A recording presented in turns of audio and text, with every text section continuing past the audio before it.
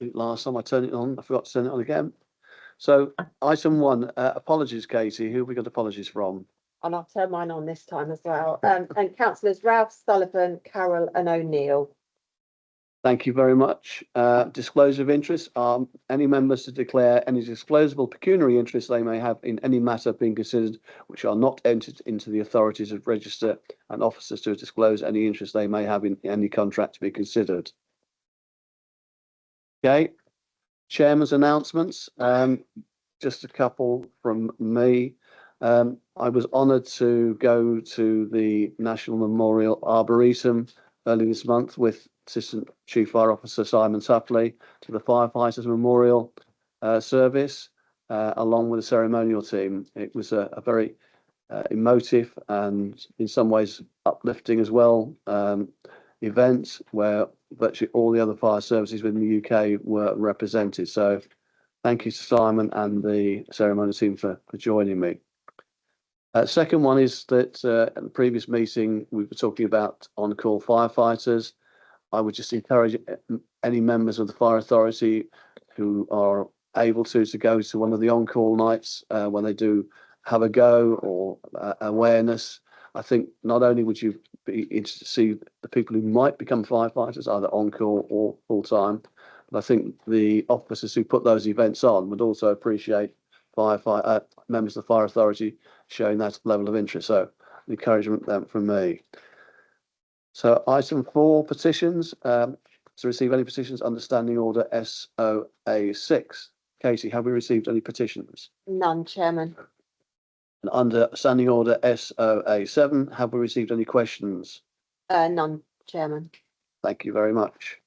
So moving to item 6 of the agenda, Her Majesty Inspectorate of Constabulary Fire and Rescue Services, Buckingham Fire and Rescue Service 23 to 25 update.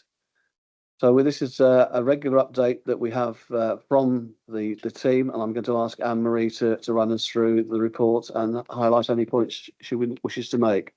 Anne-Marie. Thank you, and good morning, everyone. There are 3 papers being presented today relating to HMIC FRS. We have split them to ensure they get the focus needed on the important topics that they cover.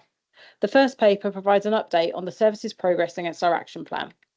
In October 2023, Buckinghamshire Fire and Rescue Service received its 2023 to 2025 Round 3 HMIC FRS inspection report.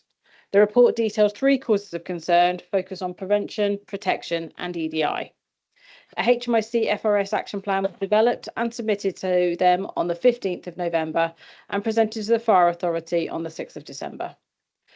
This report shows progress against the action plan. All prevention actions are now complete, and since this report was produced, all protection actions are now complete, and 2 more actions relating to EDI are also complete. To ensure the changes that we have delivered are embedded, we continue to monitor KPIs and have put those in place to make sure that those changes have landed. The plan is reviewed regularly and is updated monthly at our strategic management level in both the HMIC FRS Tactical and Improvement Board. Progress is shared with the HMIC through regular contact with their service liaison lead. They also completed a revisit in May 2024, and the progress seen by them can be seen in the appendices. A further revisit is planned for September 2024. The Chief and the Chairman will also be presenting a further update to the HMIC FRS Fire Performance Oversight Group in October. Thank you for your time, and I'm happy to take any questions. Thank you. Councillor Stutchbury. Firstly, thank you so much for the report, and thank you for updating us where we are.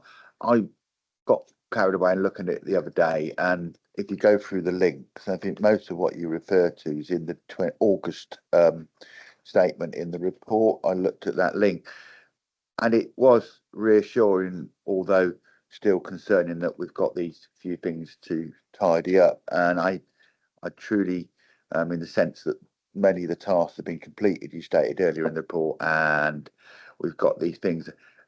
And when you read these things, the word sometimes doesn't carry forward always how it's meant. it referred that we're dealing with the grievances and stuff in that section, and it referred to the disciplinary cases, which were very low, and it dealt with that. So that if members haven't read it, those links are immensely informative about what the inspector's saying about the way we're progressing. We are on the trajectory to come into to balance, which I thank you for you doing. But nevertheless, I am keen to, these are serious matters. I am keen that we carry on this granular examination of it, which is our job. And lastly, do these reports go to the audit committee as well? I believe they do, so that we can audit the outcomes, not the slightly different questions to ask there than I would here. Would that be right? Because the numbers in the disciplinary, though it says 157, I can't really break down how that means, and it's wrong to allude. Would that be unfair to say that we'll look at that again, so that I can do a more disciplined look at it? Thank you. Thank you. Yes, the only reason this report has come straight to the Fire Authority this time round is just due to the timing of it. But all reports around HMIC will go to the Overview and Audit Committee ongoing, so that they can be reviewed there. Thank you very much. I think it's fair to say that it's in all our interests that we're kept up to date. And I think, as Anne-Marie said, the timing's appropriate for us to have a chat about this on the basis we were coming for another matter. But I'm aware that and I believe the progress has been very good. And without prejudging what might happen in a couple of 3 or 4 weeks' time, I think we'll soon be getting the nod that we need. But it's good, all down to the good works of officers in bringing us to that level. Any other comments on this paper? Stephen. Thank you, Chairman. Thank you very much for this comprehensive report. Attached also the HMI letter as well, setting out. They're still going to wave that wand back, well, we'll come back and have a look, well, as they should, to a degree. It's about assurance is what I'm looking at right now. And I can see in the report that we have assurances built in. We've worked with Buckinghamshire Council on EDI, for example, something that's close to my heart and has been for years. Protection, great to see Doug's role in place, and the actions that have come forward, brilliant outcome so far. We have the support of the Fire Chiefs Council and some of that also. My question is primarily because I've never asked the question about how frequently those meetings are and how do we continue to reassure ourselves. I'm sure that your job is absolutely wonderful and you're doing a great job of it. But how do we assure ourselves that we're still in line with the plan? We haven't just done it and walked away from it, and we continue assuring each aspect of the plan. Anne-Marie. No, I'm sorry. Yeah. I'm sorry. I do apologise because I was looking at your role and you as a person. I apologise, and I shouldn't have done that either. That's inappropriate. Thank you. Thank you. Yeah, so the Tactical and Improvement Board happen monthly. So the Improvement Board is chaired by the Chief Fire Officer and the Tactical Board is chaired by the Deputy Chief Fire Officer. We are at the moment in the process of reviewing our governance structure and looking at how we make sure that if we still happen to have some causes of concern, but definitely our areas for improvement, feed into that governance structure so that they are monitored and reviewed on a regular basis. We see every area of improvement that comes in as a risk, and therefore we should assess it and we should ensure we make progress. The other part is where we have embedded KPIs. A lot of those KPIs that we're now looking at feed into the performance reports that we look at our performance monitoring board and then come up to the Fire Authority. So we're trying to make sure that we have those measures in place, that it isn't just a tick in the box and let it go. It is now part of our business as usual working. Thanks, Stephen. A very, very relevant point that you made there. So thank you, and thank you for the answer. Doug, do you want to? Yeah, and just because the councillor was looking in my direction, and therefore I feel like I should answer around protection. For the assurance you're after. So we do continue to engage with the NFCC. So either myself or the group commander for protection attend regular meetings with the NFCC policy reform unit. So they're constantly looking at kind of legislative change and helpfully kind of translating that for services in terms of our understanding of requirements. The NFCC also hosts a lot of work around the building safety regulator, because that's a kind of a emerging regulator that we need to interact with. We also sit on the South East Protection Region meeting, and furthermore, we've just engaged Avon Fire and Rescue to come and do a peer review for us in relation to our protection progress. So the Deputy Chief helpfully set up a kind of peer review piece when I joined the service with Derbyshire Fire and Rescue Service to come and look at our strategy and our kind of plan, as it were, to respond to HMI. But the reality was we hadn't done the work at that point in time. So that was an understanding of, are we on the right track? We now got Avon probably coming in November, so the other side of the HMI, to look at our progress, and that's also a service that was in the engage process. So they've come out the other side from a protection perspective. So again, a kind of that peer support will be really helpful to us.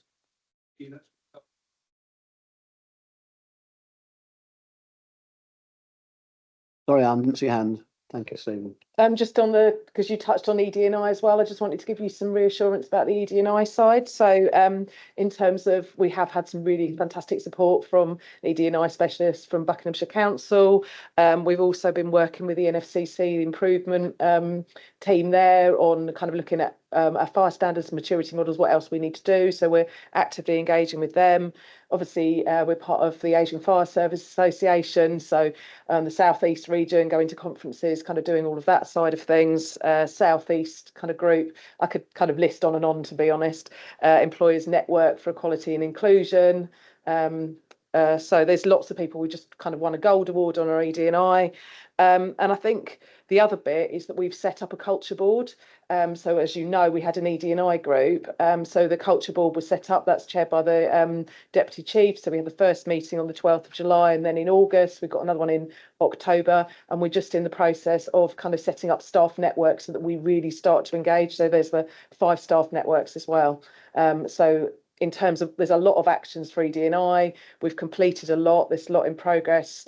You'll see that there was a couple of risks to progress, but we've worked a long way. We had some really ambitious kind of timescales on those, so there is a lot of work that's gone on there as well. And obviously working with kind of Sade and with Gary to kind of make sure that they're kept fully up to date with everything that we're doing and how we're embedding everything. Thank you. A very enthusiastic response, Anne. That's uplifting. Thank you. Any other points on this? In which case we're asked to note the report. Are we noted? Agreed? Agreed. Okay, we're now moving on to the Her Majesty's Inspectorate of Constabulary and Fire and Rescue Services, the Values and Culture Update. So I'm going straight to Anne-Marie again. Thank you. So this is the second paper, and this provides an update on the recommendations made by the HMIC FRS Values and Culture Report. In March 2023, HMIC FRS published a report on values and culture in the English Fire Services.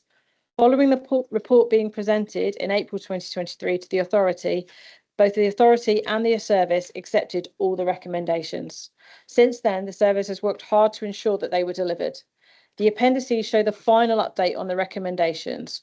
All are now complete and are part of our business as usual. This update has also been provided to HMIC FRS, who will review progress as part of their next inspection programme. Happy to take any questions. Thank you. Any questions? And guess who?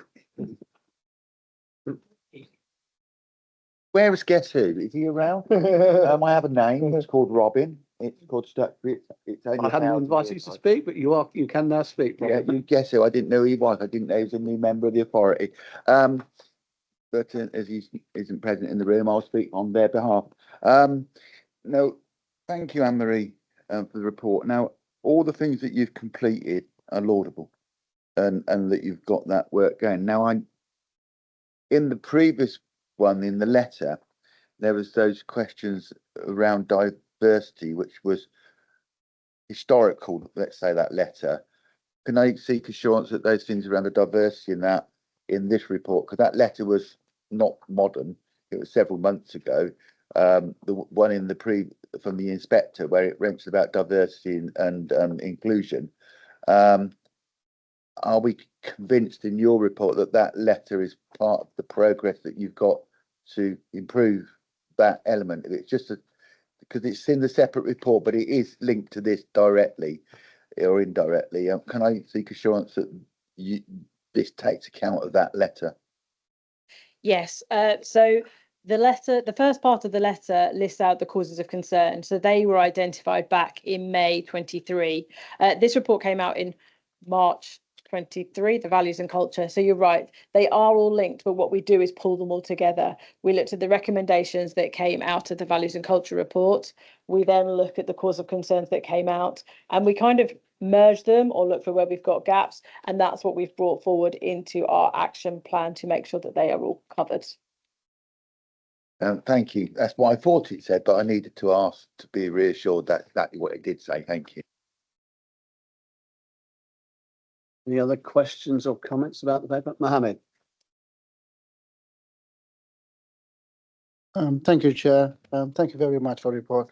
Robin, thank you for that, raising that concern. So in terms of recruitment of staff and diversity, what action plans taken from current year's report?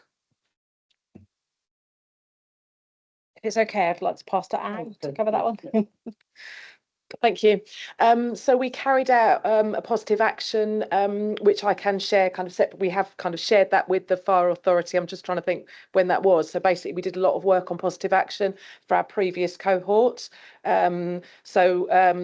One of my colleagues brought the report to the Fire Authority. Basically, we had kind of have a go days where people could, from underrepresented groups, kind of came in and really had the time to practice. So there was a group of them, and then we worked with them on what their kind of strengths were, and we also worked with them on what their development area were, and kind of moved that forward. So we had one of our trainers was working with them, so I can share that report kind of separately with you. As part of the people that joined us, we also kind of look at actually kind of the dropout rates. So every single area of the process, we look at actually who's dropping out, what are their protected characteristics, and is there anything that we could do in terms of kind of supporting them. So the positive action work was part of that. There has been lots of other kind of areas that we've looked at before. For example, putting ladders at kind of 3 sites across that can be used to kind of set. Also doing, we had a process mapping report that was just recently presented to our business transformation board, and that's due to go to the strategic management board as well. And that's basically looking at the whole of the, predominantly the whole time recruitment process. Actually, is there anything that is kind of limiting certain people kind of applying, or why are they not getting through separate processes? So for example, we looked at driving license. We looked at, we've ceased the bleep test. So we ceased the bleep test as part of our last recruitment. It doesn't mean that they're not tested kind of later on in the process, but we were just seeing that certain groups were kind of dropping out at different levels. We're also looking at the wording around whether you around swimming and what that kind of looks like. And we've carried out a quality impact assessments on all of the work that we've done, just to kind of look at the data that's there. So I can certainly share that kind of report with you in terms of the positive action. Thank you. Just one more. Is that Yes. okay, Chair? Yeah. So in terms of recruitment for the report, I see that I've got another question to come back to on that. It's quite embarrassing, recruitment process in terms of the whole organization. Why they're dropping out? Through, is it there's a problem with the organization or something? Why people are dropping out? I know you're doing some action plan on that. I agree on that, and I support that. So let me just confirm. So in terms of they're not dropping out. So basically there's different processes. So they apply and then my team will shortlist. And so at that point, we obviously lose a certain amount of people. So the people aren't, it's not an individual's decision that they're dropping out. It's that actually we look at the application form and we say these people are going to be moving forward. These people aren't moving forward in the process because they haven't met the criteria. And then we go on to the next stage. So for example, there's role related testing, who's dropping, it was perhaps the terminology I use, who's dropping out at that stage and the reasons why. So what we're doing is we're looking at actually the next stage. We have a behaviour workshop. How many people are dropping out at that stage? Then you go through to kind of like interviews. So there's various different stages. When we ran the reports on all of the different cohorts, we were basically trying to look at the protected characteristics to say, why aren't people kind of getting further? Are there any trends? Is there anything that we need to put in place? And that's why we put the positive action in place. We put interview workshops in place. We moved the order that we were kind of testing around as well. And then obviously there's the interviews. So everybody that's involved with the interviews are trained. There's members of support staff and operational. And then after that, we'll obviously, once we have our kind of cohort, then they're medicaled and DBS'd and everything else. So it's not that individuals are dropping out, it's just that they haven't passed those stages in terms of moving on, if you see what I mean, because it is a fairly long process. We've shortened it as much as we can, and we review it every time we have an apprenticeship cohort. We review actually what can we learn better for next time. Is there anything that we could do differently? Is there anything? And that's why we put the process mapping paper together. But I can certainly kind of share that with you. Thank you. Any other questions, points? I've got a few. Turning to the A3 sheets that were attached to the report. Number 2, it has a deadline of the 1st of February 2025, but in the narrative it says that it's due to be reviewed and consulted on in quarter 3 and 4. Well, if that's 3 and 4, that will be after 1st of February 25. So can someone just clarify for me whether there's a discrepancy between narrative and the deadline? Sorry, can I just check? Is that number 2 on the values and culture one, or number 2 on the handling of misconduct? I've apparently jumped ahead, so I do beg your pardon. That's cool. Thank you. Trying to get ready. So any other points on that? Otherwise, in which case, do we note the report? Agreed. Right, we now move on to the next one. Again, to be introduced by Anne-Marie. Thank you, Anne-Marie. Thank you. I feel like I'm teed up for a question, so I'll begin on that one. Yeah. Okay, so the final HMIC FRS report relates to the most recent HMIC report on the standards of behaviour and the handling of misconduct in fire and rescue services. HMIC inspected 10 services and we weren't one of them. They picked a diverse range of services to understand and review the processes and procedures that were in place. The report provided detail on their findings and 15 recommendations. Of the 15 recommendations, all are owned by the Chief Fire Officer, but 2 are also jointly owned by the Fire Authority, and they are the numbers 13A and 13B. Both the service and the authority continue to take the culture of our service extremely seriously and welcome the recommendations in this report. The recommendations have been reviewed by the service and an action plan pulled together to show when the recommendations will be delivered and what the measure of success will be. In some instances, that does mean the date of completion will be before the date of the recommendation. This action plan will be reviewed and scrutinised at the HMIC FRS Monthly Tactical and Improvement Board, and further updates to the authority will be provided via the standard HMIC FRS updates at both the Overview and Audit Committee and the Fire Authority. And I'm happy to take any questions. I start again. And anyone else? Councillor Slutsbury. Yeah, thank you again, Anne-Marie, for the report. Just to allude back, because it's like a layer cake, isn't it? Let's be honest. It's everything lonks into everything else.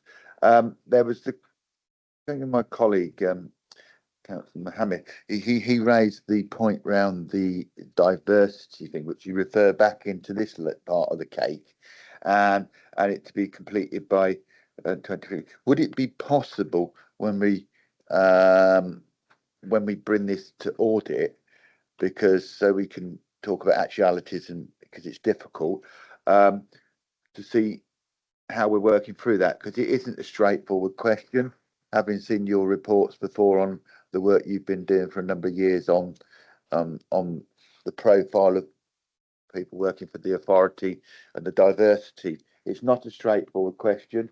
It looks like it in the report, but it really is a quite complicated question and needs some understanding of why things don't progress when they do progress, and it's about employment, it's about stages of employment, it's about whatever. I think that would help, because what's wrote in the report says something, but it doesn't give the explanation of why it is thus, and it's really quite a complicated question. Would that be reasonable request, just to make sure that we don't understate the difficulties and actually support you in the positives to resolve that? Yeah, thank you. I think there are a couple of parts there. I think there is an element of us linking back to the KPIs we're monitoring, so that you can see the difference in the KPIs and the impact some of our changes are happening. The other part is we look at this monthly, and there are monthly updates that sit behind this. We only bring you that one picture of the final month before we present it to you. So I think there's some work we can look to do to summarise all the different monthly updates we have had since the last time we bring an update, that might give a slightly rounded picture then, that would help. I sort of alluded to that in the sense that I realise it's a layer cake. I realise this is one stage of the work and we're just looking at one part of the report. That's why I thought it might be useful just to have a sight view of where we are, because I've read all this in your previous reports, the work you're doing and how you've been trying to work for it, but there are lots of different questions around there which are not in the report, but it shows the work which has been ongoing. And Councillor Lambert, when he had the portfolio, that you to come back and give us quite in-depth reports about lots of things around diversity and that, if I remember right. Gentlemen, this is not a dialogue between you two, or have you finished making your posing a question and answering the secondary response? I'll never be finished, but I have. You are now received an answer, and I'm very grateful. So I will never be finished. There won't be a finish. I can assure you that. Thank you. At that point, any other questions or comments from people? Okay. Right, in which case, go back to the question I posed at the wrong point, Anne-Marie. So probably caught up now on number 2. Just clarify, the end deadline is shown as 1st of February 25, but this narrative says in Q3 or 4, which Q4 would be after 1st of February. Yes, thank you for that. Anne, I didn't know whether you wanted to come in on point 2, because it relates to one of the procedures and the review date on the procedure. Yeah, so it relates to the probationary procedure. So we do have a probationary procedure in place. We are planning to review it as well. So it's on our, it's on our plan to do that now. So it's on one of phase kind of objectives to look at our probationary procedure, and there's a suite of other procedures as well. So that's going to be done as soon as possible.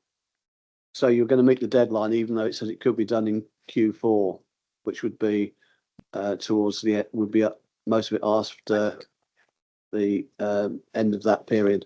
So we will be reviewing it. So we're into, we're in Q3 now. So basically we're going to go through it. Obviously you've got to consult on it as well. So that takes time, but we're doing it as soon as possible. Sorry, I think Mark was going to say something. I think on this it's referring to Q4 of the financial year, not the calendar year. So Q4 of the financial year will be January, February, March, so it falls within Q4. Yeah. Whereas I think you're probably assuming Q4's calendar year, aren't you? No, you've answered in the way I hoped it was going to be answered, but it's still that Q4 does end after 1st of February. Yeah. So It does. So it was Q3 or before or January, really should be specifically. And given that it's an HMFI CRS one, Next one was on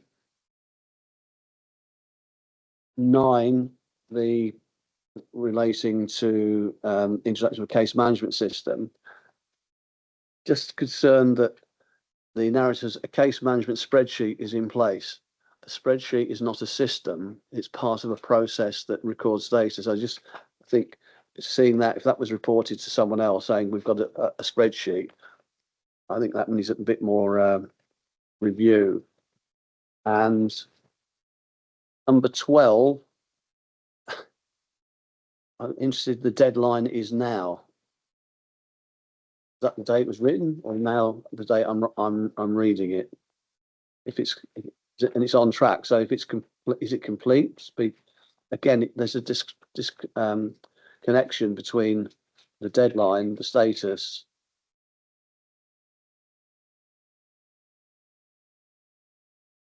Can I take those? So the first one was the case management system. So yes, we do have a comprehensive case management spreadsheet that Faye kind of puts everything onto, and that's how we get the report that we had at the executive committee.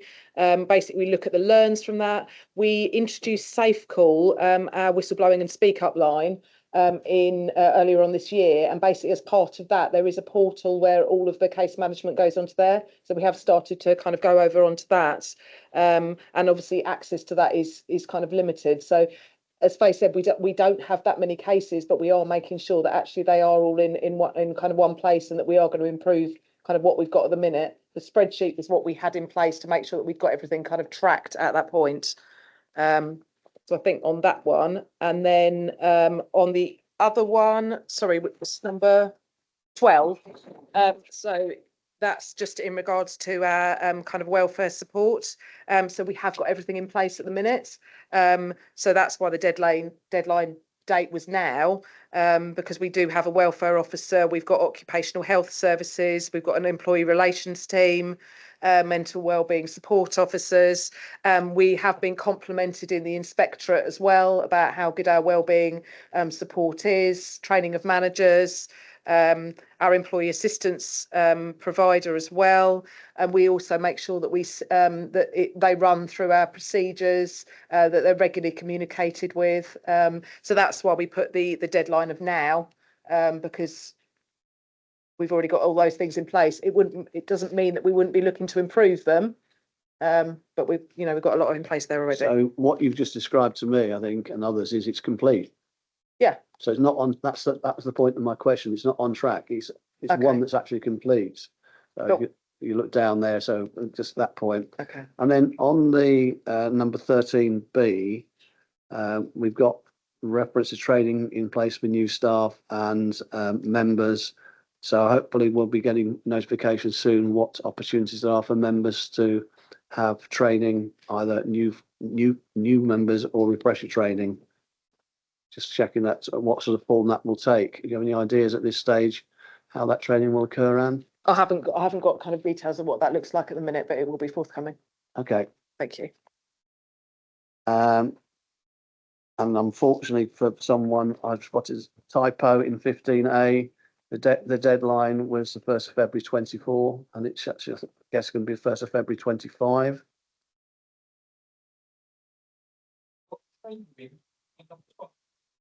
Which one, Stephen? Well, Yeah. they're training in place. Even more pedantic than these. Thank you. Any other points? All very positive. I think from a slow start to a fast start, that when this came out, the officers have done an excellent job in bringing forward this paper. It certainly gives me confidence that we are going to be able to achieve what is required from the request from HMICRS. Therefore, I'll move on to the recommendations. That the Fire Authority accept the recommendations allocated the Chief Fire Officer in full. That the Fire Authority accept the recommendations allocated the Fire and Rescue Authority in full. That the service will fully engage and support the delivery of the remaining recommendations. Are we agreed? Thank you very much. We now move on to item 9, the safety of lithium-ion batteries in e-bikes and e-scooters campaigns. Just need to check, as an owner of an e-bike, do I need to declare an interest? No. No, right. Thank you. In which case, Simon. Thank you, Chairman. Yes, so this paper is seeking the authority's support and endorsement for the lithium-ion battery safety bill, which has had its first and second reading in the House of Lords. Electrical Safety First, which is a UK charity dedicated to reducing the deaths and injuries caused by electricity, is promoting this bill. Many national organisations are already supporting the bill, including the National Fire Chiefs Council, many fire and rescue services, the Association of Ambulance Chief Executives, the Royal Society for Protection of Accidents, and the Royal Society for Public Health. The bill covers a number of clauses around Clause 1, safety assurance. So this mandates a third-party safety assessment conducted by a government-approved body for all e-bikes, e-scooters, and their lithium-ion batteries before they enter the UK market. Clause 2 is around responsible disposal, which requires government to make regulations ensuring the safe disposal of lithium batteries once their life cycle ends. And Clause 3, comprehensive fire safety. So this clause assigns the government the responsibility of comprehensively addressing fire-related concerns. This involves enhancing safe usage, charging and storage practices for these devices. It includes setting standards for conversion kits and charging systems and considering a temporary ban on the sale of universal chargers for that heighten fire risk. In addition to what's covered in this cover report, the bill has an additional provision that's been added, which is before approving a planning application for standalone battery energy storage systems that consist partly or wholly of lithium-ion batteries, a planning authority must consult A, the Environment Agency, B, the Health and Safety Executive, and C, the local fire and rescue service for the relevant area. So this bill is just looking for your support. Thank you. Thank you, Gary. Thank you, Chairman. Yeah, very, very interesting paper, and it certainly has my personal support. I was alarmed to read in the press this morning there was a house fire this week where someone had bought something from Amazon, some kind of universal charger, which just set fire to the house. And luckily they weren't asleep and they managed to get out, but it made a bit of a mess of the house. So this seems to be a bit of a cesspit with online resellers and sellers on eBay and whatnot. So yeah, the sooner we clean it up, the better. Councillor Suxbury. Let's be absolutely clear that the risks with e-scooters has been phenomenal. The origins of them are not always known, and they are traded second-hand, and they go into, let's say, areas of high occupation, and they are huge risk when they catch light. And anyone who's seen the videos of what happens in corridors or wherever. So the bill in its sense is logical. Anything which improves welfare is a good thing. So I have no problem to support the principle of this bill. What we have no control, however, is how it will come out once it goes into Parliament at the other end. And I hope that what comes out of it is logical, workable and achievable, because we're not a police force, and supporting it is the easiest part. Implementing it is going to be the hardest part. So the bill has to be drafted in such a way that it can be done by other authorities, such as local authorities and trade standards, which is where it will come down to. But from our point of view, in brief, then support it. I'd like to see what the final bill looks like, and I hope that other authorities will, because it's about lives, and lives have been put at risk, and this is the right approach. Thank you. Sade. Thank you very much. I'm in support of this bill.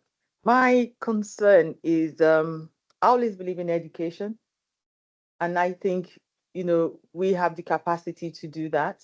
So in as much as we're looking at offenses, stopping people, you need to inform, you need to educate. And in our role as an authority, I'm hoping that the officers in that capacity, at any opportunity, will be able to, through secondary schools, ordinary citizens, to educate and inform on the dangers of what is presented to us today so that we can prevent and proactively prevent. So my question therefore is, are we able to do that? Can we do that? And what would it take for us to do that? Thank you, councillor. I wholeheartedly agree with your statement and question there. It is a matter of concern for us, and I can assure you that it already forms part of our prevention strategy. It is interwoven as a risk into our draft CRMP and will feature as part of our prevention offering to the public going forward. Thank you. Part of my question has just been answered by Simon, thankfully. There are two aspects to this, though. One, I support it, and I'm not responsible for voting on it. But as a thought process, there is still not legislation in place or a considered thinking that this authority has been thinking about before about what happens at the end of their life of these batteries, where they get stored, how they're disposed of, what that risk is when you pile them up to dispose of them somewhere, that sort of risk. And so I think that's missing. That's disappointing that it's not in there. The other aspect of it is other vehicles that are used on the roads, motorbikes, buses, trucks, lorries, all that stuff have MOTs. That's not covered in here either. And that would, I think, help with some sort of safety measure, not to be onerous or anything else like that, but it's something you just consider, well, actually we are using this as a vehicle or motorized vehicle of some kind, and I'm a fan of them. I think they're brilliant, and they will great ways to cut in carbon emissions. However, they need to be safe, and their constant use on the roads or highways or anything like that does create safety issues. So it's not just necessarily with the suppliers, but the safety issues for which we would end up being called out for in our rescue part of our roles. I also don't think it's always our responsibility to, and you answered the CRMP question, it's not always our responsibility to always be the ones that inform the public of the risks and dangers of their everyday lives of using these vehicles. And the legislation it's quite vague about that, really. It just kind of leaves the assumption that we will do that or some other body will do that. And I think that's unfortunate in a way. But I do support the paper being here and our official support of the progress of the bill. I just think it's lacking in some aspects, which is unfortunate because that was the opportune time to close some of those loopholes. Thank you. Thank you very much. All very positive comments. From my perspective, having just said I have got an e-bike, and as soon as I read the report, I went and checked that the two chargers are both CE. But not to say that in a year's time I might try and buy one off Amazon that says it's CE but isn't. And there's a lot of fakes out there. But the other interesting point was, having bought the batteries, I tried to add them to my house insurance and they wouldn't do them. So I had to buy third-party insurance. So I've got the same thing, one house, two bikes, and I'm not quite sure whether it's household contents or buildings or a third party. But I think we're on the right starting. I think your point, Stephen, about how we check them in the future is going to be very important. So we've got a number of recommendations. The legislation is e-bikes. Of course, there's e-scooters, and anyone who's tried to cross the road in a major city, they're quite interested in e-scooters, aren't they, when they come towards you? So what was the question? Well, I didn't notice in it, Chairman, and maybe you've read it, so you're about to answer my question. Is the bill wide enough to include e-scooters? Because e-bikes and e-scooters are very different things. I think it is on the top line of the report title. Yeah, well, I just want to say that that's where the real problem is, when they get into the buildings, and as I said earlier, and I mean, I would, when you're going out on your e-scooters, could I come watch, because I think it would be interesting. I'll tell you what, if you come up on your e-bike to watch me on my e-bike and not e-scooter, you're very welcome. Okay, right, we moved on to the recommendations. I don't propose to read all three of the sub recommendations out, but are we in agreement with those three as proposed in the paper? Great. Right. We now have nothing else on the agenda. Therefore, to note, the next meeting of the Fire Authority will be held on Wednesday, the 9th of October, here at the Oculus. And at that point at 12:02, I declare the meeting closed. Thank you very much, everyone.